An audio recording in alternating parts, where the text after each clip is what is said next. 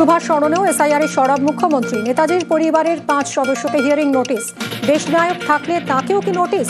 প্রশ্ন তুলে কেন্দ্র কমিশনকে তোপ। কৌরবদের সঙ্গে লড়াই বলে চ্যালেঞ্জ মমতার। আজকে কি সুভাষচন্দ্র বসু বেঁচে থাকলেও তার নামটাও তাকে হিয়ারিং এ ডাকা হতো, ওই ফের চাওয়া হতো আপনি ভারতীয় কিনা। চন্দ্রবাবুকে তো অলরেডি ডেকেছে। কেন্দ্রকে তুলোধনা মুখ্যমন্ত্রী। বাংলা বিরোধী চক্রান্তেই বারবার মনীষীদের অপমান, ভাষার অসম্মান, ইতিহাস গুলিয়ে দিয়ে সংবিধানকেও অমান্য। নেতাজির জন্মদিনেই দিল্লি চলোর ডাক মমতার।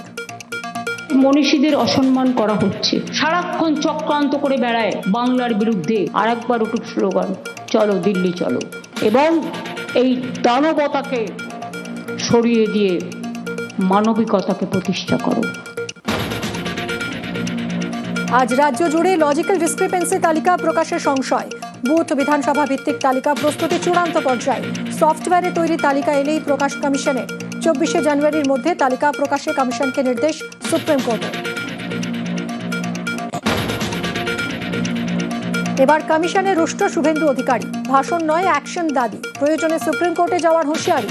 পাল্টা কটাক্ষ কুণাল ঘোষের। বন্দে ভারত স্লিপারে আমিষবাদ। হাওড়া কামাখ্যা রুটে নিরামিষ মেনুতে তুঙ্গে তরজা। শুধুই ভেজ আইটেম কেন?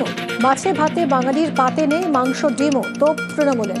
খাবারের মান নিয়েও প্রশ্ন, পাল্টা বিবৃতি রেলের।